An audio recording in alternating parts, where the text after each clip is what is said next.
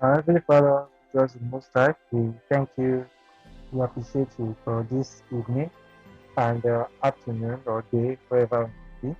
We thank you because you have shown us a love and compassion and that we are here to learn about your word. As you have asked us to study to show ourselves approved. As we're going about the next few days, going studying some the chapters, the various chapters of the Bible, we want to beg you that please grant us wisdom, knowledge and understanding to be able to understand what we are reading so that we'll be able to rightly divide the word of truth. As we go through an overview of what this book is, we want to beg you to please bless the person who will be taking us through it. And we please bless his efforts, that his efforts will not be in vain. Thank you because we heard our prayers. Please do much, please do much more than we can ask at this moment for we pray in Jesus' name. Amen. Amen. Yeah, welcome everyone to today's preview. We're going to be having a preview of the book of First Corinthians and Second Corinthians. And Brother Dan, it's over to you.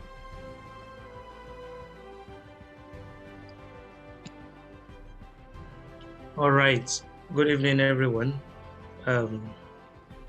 Give me a minute. I'm trying to pull up my PowerPoint, but we all know the pranks that technology sometimes plays on us. It is now that it has decided to be acting funny. Give me just a second. Let me see a stunt I can pull to get it to come up so that I can share my screen, since sharing my video is not feasible tonight. Just a moment, please. No problem.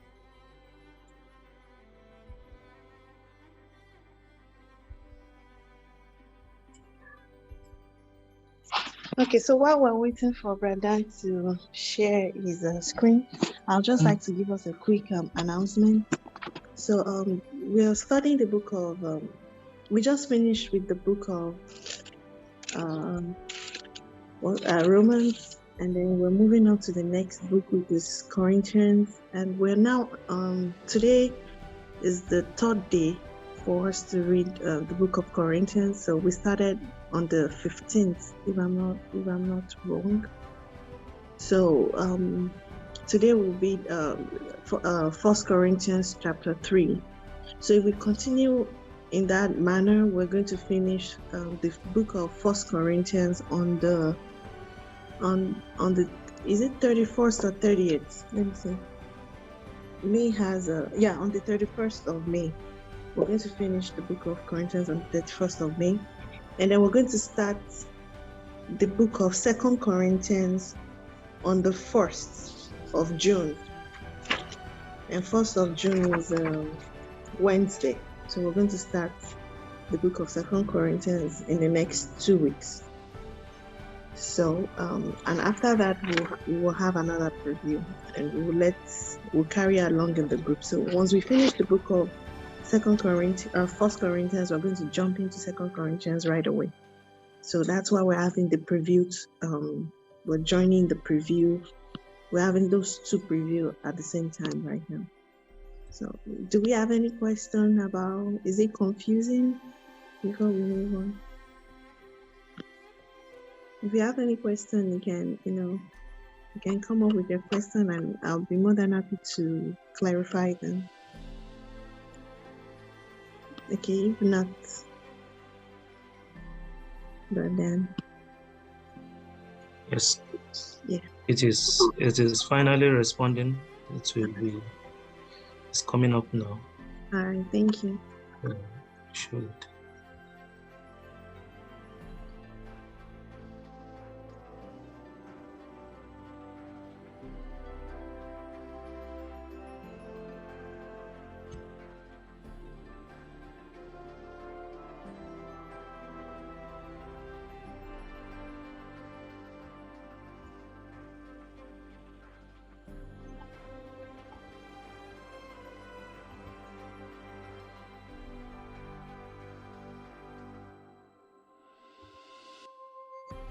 Can you see my screen? Yes. Yes, sir. Yeah. Great, great, great. All right, people.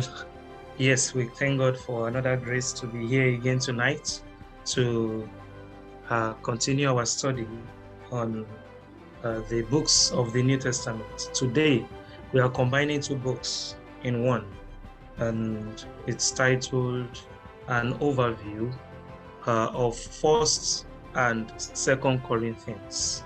So we're going to be doing overview of First and Second Corinthians. Yes, since these two epistles were written to the same city, we will just give a kind of background information as regards the city of Corinth. And basically, what we notice in the city of Corinth is that it was a strategic city which was placed in a strategic location.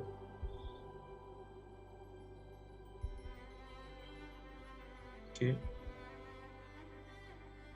And what was that location? It was, can you still see my screen? I'm doing some abracadabra to it. Yes, I can see it. Great, great. So from the map you can see on this screen, Corinth is strategically located right between the Mediterranean and Adriatic Sea, so that commercial activities that would connect these two entirely different regions would have to go through Corinth, as the case may be. So it became a center of trade from both the east and west, and history has it that it was conquered by the Roman Empire at about 246 BC, and later it was rebuilt into a Roman colony at around 46 BC, so that everything was set for the gospel, so to speak, to come to the city. However, there was a problem. Corinth was notable for its prostitution. Corinth was notable for, the fact that it allowed all kinds of immorality. Of course, when you have a place that was a melting point for different people from different walks of life, then you should expect nothing less than this from them. So, in fact, it became so bad that there was a term called Corinthianize. To Corinthianize someone meant to make them immoral. If I say I want to Corinthianize you, for example, I'm basically saying that I want to spoil you, spoil your morality, as the case may be.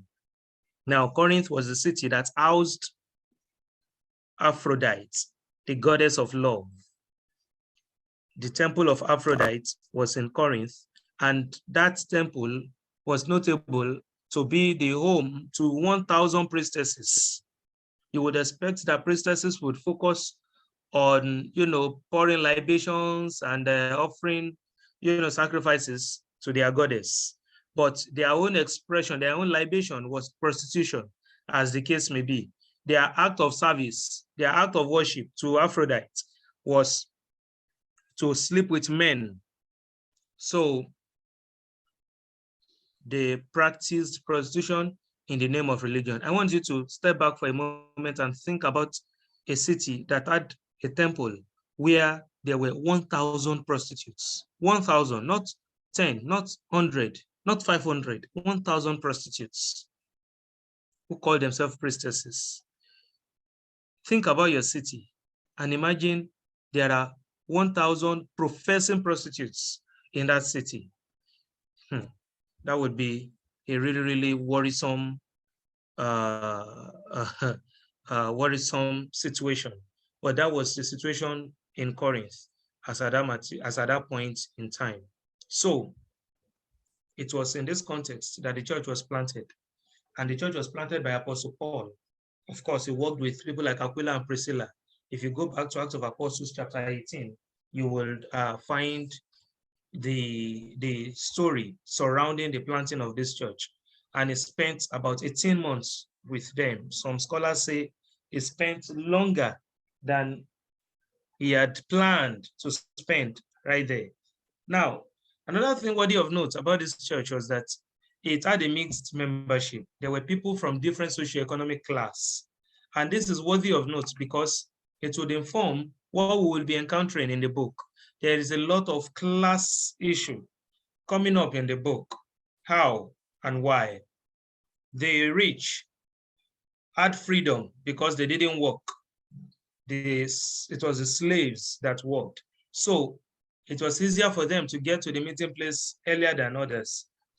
What did they do when they got to the meeting place? They would finish all the communion so that when the poor Christians came, there was nothing left for them to eat. That was the kind of issue Paul would address in 1 Corinthians chapter 11, when he would talk about them having their homes where they could eat. Instead of waiting for one another, they were just, misbehaving and showing their class. The second problem that would come from this socioeconomic class issue was the fact that some of the really affluent ones among them were getting invites to eat in pagan temples, and they would honor the invitation and go there to eat those meals, while the ones that were not so educated or not so wealthy among them were having a crisis of conscience, because to them they felt, oh, eating in these pagan temples meant practicing idolatry. So of course they started this idea of my God is bigger than your God mentality, and they started fighting and quarreling and bickering among themselves. So there was division. So this church was divided across social lines, and they had issues with morality also. It was the kind of church where somebody could be sleeping with his father's wife, his stepmother, and nobody could reprimand him. It was considered okay. In fact, you would realize that Paul would write in 1 Corinthians that, do you not know that your body is the temple of God? Why did he write that? Because these Corinthians felt that sex was just something you give to your body because the body naturally needs sex. In the same way, your stomach needs food. So in that kind of context, you will not be surprised to hear of a man sleeping with his father's wife. And then nobody in the church would consider that a problematic thing, something that he needed to be scolded about. So with this in mind, it becomes clear what we have before us, and then we will be able to now dive right into the book itself. The books, that's 1 Corinthians and 2 Corinthians. Keep in mind, you know the kind of city we are going to. You know the kind of church that they were. And then let us now begin to see what prompted the things that he wrote about in 1 Corinthians. We will pick 1 Corinthians, and then we would also look at 2 Corinthians very briefly.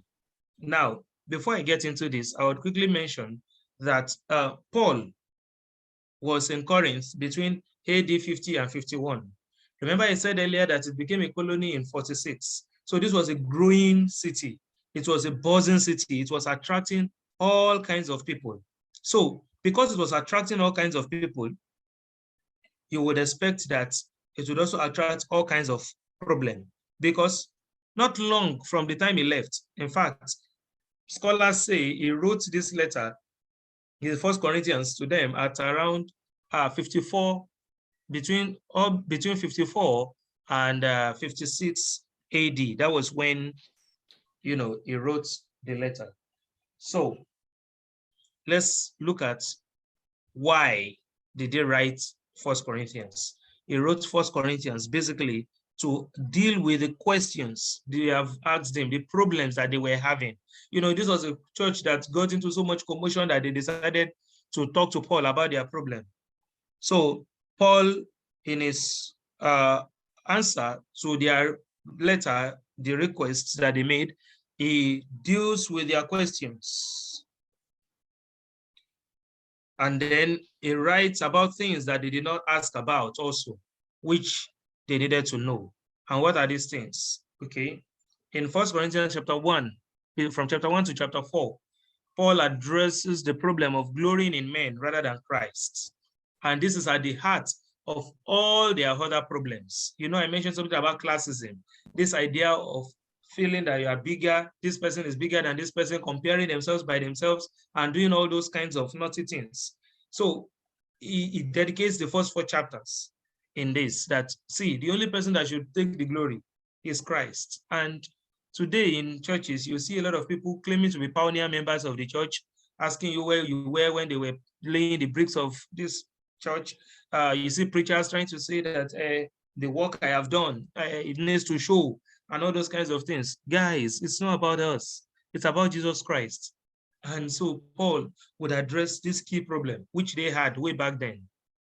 Now, in chapter 3, he would talk about their carnal nature and immaturity. In fact, chapter 3 is singled out of the 4 chapters because it is one chapter that in which Paul was very, very hard, and it went really, really hard on them. And then you go to chapter 5, where he addresses the problem of taking pride in immorality. Of course, when a church is carnal and immature, then you should not be surprised that they would have some of these problems that we read them having in this epistle. So from chapter 5, he started to talk about the problem of immorality. And allow me to quickly make this point here, that the problem Paul was addressing was not even the act in itself, but it is in the pride they took in the heart. The fact that they did not have any qualm about it, they did not feel sorry for it. This is important because the church of today expects people to be sinless. The church that Christ built expects sinners to come to the church so that they will be cleansed and be transformed into who God wants them to be. So that the problem is not the problem. The problem is our attitude to the problem. So if you have a person who is adulterous or sexually immoral in the church today, what we should be looking out for is this person taking pride in this immorality, or are they willing to repent and change from it? So that we will stop policing one another and start helping one another become who Christ wants us to be. If somebody is caught in fornication, for example, the rule should not be first disfellowship the person before you can even have any conversation with them. It should be to confront them about it. If they feel remorse and they, beg for forgiveness, then the church should pray for them and help them to not fall into that sin anymore. The next step should not be to disfellowship them. 1 Corinthians chapter 6, Paul then goes on to talk about the problem of taking brethren to court. Okay? In chapter 7, he addresses the problem with regard to marriage and divorce, which is still a trending topic today. In chapter 8, it talks about the problem of, surrounding liberty in Jesus Christ, which is also a trending topic in our own time today. A lot of people have been enslaved in Christianity, and so they are unable to enjoy the freedom that Jesus Christ provides. So Paul talks about our liberty. However, he stretches it beyond just talking about our liberty until chapter 10, where, and in that section, he begins to address the problem of idolatry. It is in this section you will find statements like an idol is nothing. Okay? However, we must be careful how we interact with food sacrificed to idols. It gives them certain principles that should guide their behavior around, idolatry. By the time we get to those chapters in our reading, we will see them. In chapter 11, he addresses the problem of abusing the Lord feast and the Lord's Supper and the role of women in the church. This is the chapter that talks about the legendary head covering in the church. I call it legendary because some people still do not understand that the problem, as far as head covering is concerned, was a cultural problem that the Corinthians had, and it's still a big issue today as to whether women are to put a veil on their, use a covering on their head or not. But since I'm not here to talk about head covering, I will just, give the overview and run away. So in 1 Corinthians chapter 12 through 14, Paul then goes into the next problem, which was the misuse of spiritual gifts. That is what he addresses. However, when you look at that section, we need to single out chapter 13, the middle chapter, because in that chapter, he talked about the lack of love, the lack of love as being the root cause of their problem. The reason they are misusing spiritual gifts was because they didn't have love in their hearts. When the love of God rules, then it becomes easy to serve with the gift that God has given to you. In chapter 15, he then addresses the question of the resurrection. Now, this issue was very, very important because in Corinth, there were those who believed that they had already resurrected with Jesus Christ. And so Paul would rebuke them and tell them that, no, that is not how it is. That's not how it works. The resurrection has not taken place in the sense in which they thought it had taken place. It had taken place, that they were still in the process of being saved, and they needed to be careful how they conducted themselves. So he addresses these issues. He talks about the fact that if only in this life we have hope, we are of all men most pitiable. And then in chapter 16, he addresses the issue of collecting money for needy Christians in Jerusalem. Another big issue that we have misconstrued and misinterpreted into this church, because really, when we read 1 Corinthians 16, 1 and 2, we fail to exegete it before applying it. And when we fail to exegete before application, there is no way we will not miss the point of that particular text. So right there, you have 1 Corinthians, a brief overview of it.